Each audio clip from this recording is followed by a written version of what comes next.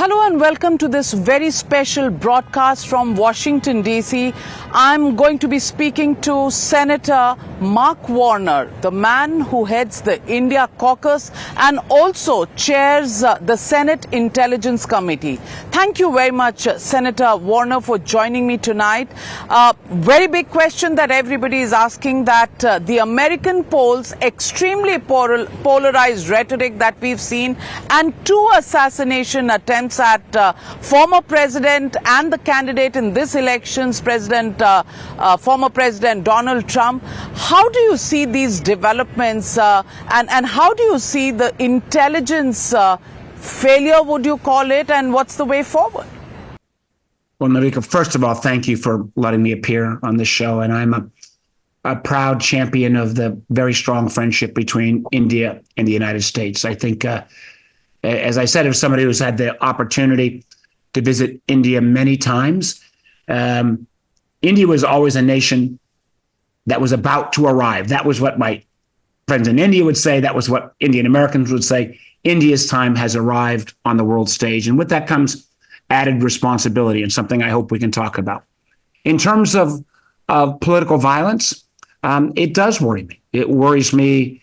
We see violence across Europe. We've seen some levels of violence even in Prime Minister Modi's recent elections. We've seen part of this due, I believe, to two things. One, the ability of the internet to exacerbate extreme voices on either end of the political spectrum.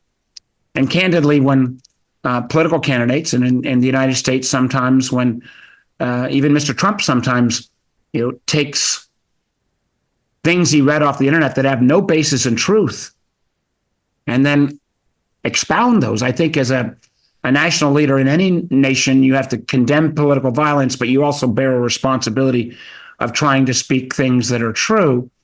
And unfortunately, and I think, I followed closely the Indian elections, I followed closely the European Union elections, the most recent British and French elections.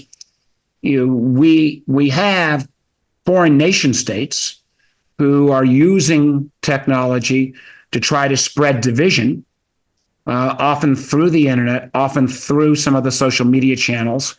And I'm not saying that is the causation of the polarization of the election in America. We have very stark choices, but there is something, as chair of the Intelligence Committee, that I think we have to watch very carefully in terms of foreign intervention. Americans, by their First Amendment right, have a right to say anything you want, even if it's stupid, even if it's untrue. But I worry if those statements are exacerbated or misrepresented by foreign intelligence services. Very well said, Senator Warner. But let me ask you: has the Secret Service found its way around, learned lessons from what happened in Pennsylvania to now the second attempt? And do you think it's completely armed to deal with such dangers this election season?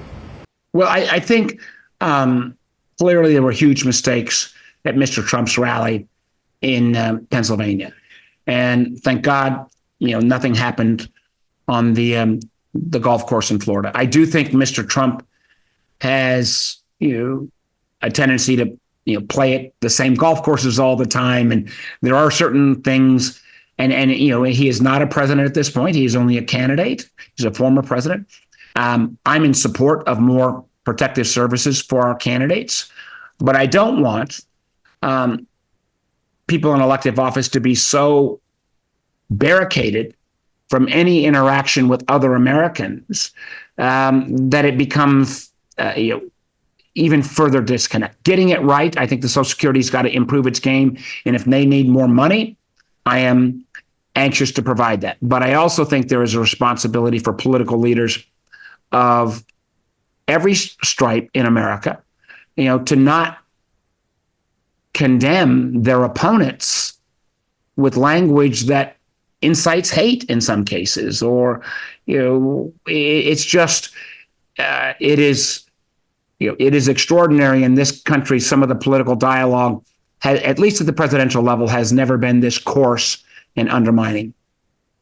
Senator Warner, while we are on the issue of intelligence, let me ask you about the recent incidents in Lebanon, where pager devices have been used, have blown up and claimed a few lives. Children have been in those gatherings. Do you think, from the intelligence perspective, how do you see these developments? And do you think this is legitimate counter-terrorism strategy that has been adopted? Well, first of all, I absolutely support Israel's right to defend itself. But how they defend itself is a question that is a fair issue, particularly from the United States, which is far and away Israel's biggest supporter. What I think we've seen with the pagers going off, and now earlier today, the walkie-talkies going off, is that the nature of kinetic conflict is changing. The circumstances is, who has the most tanks and guns and ships and planes may not be the victorious party. I mean, technology is going to play more and more a role. I think about the fact, like in Ukraine, I strongly support the Ukrainians' effort to push back Putin's aggression. The United States sent our best tanks, they're called the Abrams tanks, to the Ukrainians. Well, the Abrams tanks are protected from everything except for drones. So how we think about national security so that it is technology competition, not just who has the most guns, is extraordinarily important. And this is something that I've spent a lot of time on. My background was in the technology community. My background is in telecommunications, and I think about the challenges that Huawei places. I think about the challenges around artificial intelligence, quantum computing. I think about a lot of the activities in the life sciences and biosciences. And this is, again, where I think the coordination and collaboration between India and America is so powerful and important. Chances are India is never going to have the most aircraft carriers, nuclear subs, or bomber planes. But India will be, one of the top 2 or 3 nations in the world on technology advancement. And when we see, particularly in the case of China, where we have such common concerns, China leaping ahead in technology domain after technology domain, our best natural partner on technology development is India. Senator Warner, how do you see Prime Minister Modi's visit to the United States, especially the Quad meeting, which is going to be held in Delaware at the residence of President Joe Biden? Do you think there are significant achievements that are going to be taking place in this particular meeting on the eve of American elections and going forward, a statement to the world? Well, first, I think the Quad is one of the most important strategic relationships. India, United States, Japan, Australia. That is not only the future of the Pacific, but is in the future of Asia, but it is a critical relationship.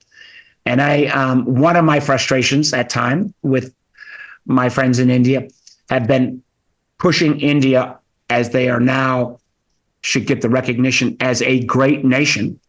Not simply a nation of the global south or the non-aligned, but a great nation. With that great nation status comes the responsibility, I think, to call out, you can't be morally ambiguous. And so I've been pushing on my Indian friends to say, the kind of blatant aggression that Putin had. The comments I get from, this did not come from Prime Minister Modi, but senior levels of Indian government is, one, it is a age issue. Older Indians, older Americans like me, Indians have a right to remember which country sided on which side in the India-Pakistan war in the 70s. I do think, that there are, some of this is younger generation would rather align with the United States. Others remember when India was in a hard time before. Russia stood by India, the United States didn't. I also think, there is a real consensus here on, and I hear from a senior Indian official, he said, what are the 3 biggest challenges? I asked him for India, and he said, China, China, China. So there is alignment there. And, how India does not lose its leadership role in the non-aligned movement, but at the same time takes the moral position and, at the end of the day, chooses a side. Part of that, one of the greatest assets we have in this relationship is the Indian American diaspora in America in terms of these people-to-people contacts. That's important. I also think as we ask our Indian friends to do more in the Quad beyond kind of platitudes, we have to be willing to share more technology. We have to do more military sales. We can't ask India to walk away from Russia if we don't make a solid commitment that we will be there on a military sales supply run. I think this collaboration is important. Prime Minister Modi is extraordinarily popular. I've had the opportunity to visit with him many times. And I think his heart in terms of this relationship, he knows how important it is, but he's got to look out first for India's interest. We've got to show that we will be long-term, dependable partners. Senator Warner, how do you see Prime Minister Modi's visit both to Russia and to Ukraine? Do you see this as taking forward the peace process? How do you see this war abating in the near future and India's role really trying to bring both sides to the table to discuss peace rather than war? Well, we've not seen any legitimate peace process put forward. I mean, listen, I was disappointed that the Prime Minister gave the status of a visit with the Indian Prime Minister when most of the world has called out President Putin as the definite aggressor in this war. But I also, I'm old enough and I'm enough of a realpolitik. India still depends on Russia for most of its legacy military systems. So my hope is, and I don't think, I'm glad he saw Zelensky as well. I'm not sure either of those two leaders are fully ready to enter Putin and Zelensky into legitimate negotiations. I think it would be terribly important that they do. And if Prime Minister Modi and India can move that along, I'm hopeful. I'm also hopeful that as we can strengthen this, absolutely essential relationship between our two countries, that, my words, not yours, please, that India will have the confidence to say we can count on America. And when a powerful nation state violates human rights, violates the notion of territorial integrity, India will stand as the world's largest democracy against authoritarian regimes, no matter where they are. Senator, let me come back to the question of American elections. And let me ask you, there has been a lot of speculation that you were among the people who convinced President Joe Biden right after that first presidential debate to step down from the president race and hand over the baton to somebody else. What was the reason? If I could be a fly on the wall, would you tell me what really transpired? How did President Joe Biden respond? Would really love to know your insight into those developments. I've never claimed any direct responsibility on that, but let me complete. Okay. But any specific reason that some Democrats felt that President Joe Biden should step down, should step away from the presidential race? Well, I have huge respect for President Biden. Most of his legislative accomplishments I have been part of. I'm part of a bipartisan group in the Senate, whether it was the semiconductor, what we call the CHIPS bill, the infrastructure bill, trying to make sure we change our energy policies. Joe Biden was a great president, but there is a time, to pass the torch. And what made me so confident about Kamala Harris was I'm chairman of the Intelligence Committee. Kamala Harris was on my committee. I saw how smart she was, how focused she was, how realistic she was about the threats that we live in a dangerous world. And her own heritage is something that could only happen in America. I say this respectfully. I could move to India tomorrow. I'm never going to be prime minister. So I do think that, she's an extraordinary person with an extraordinary, story. And I think as Americans hear more of that story, it's going to be a tight election, but I look forward to its result. It's one of the reasons why, as I said at the outset, and I do have to sign off now, but that Americans have enough differences between themselves. We have to argue that out. What we don't need are foreign governments like Russia, like Iran, and like China with their spying services trying to interfere in our elections. And I'm trying to sound that alarm in these last 48, 49 days. We hear now that several social media platforms like Meta, for example, are not allowing their platforms to be used by organizations, which could influence American elections. And in this context, I would like to ask you about the recent tweet by Elon Musk, and that tweet which came out right after the second attempt on Donald Trump, and then he said, why is nobody attacking Biden or Kamala Harris? And then subsequently that tweet was deleted.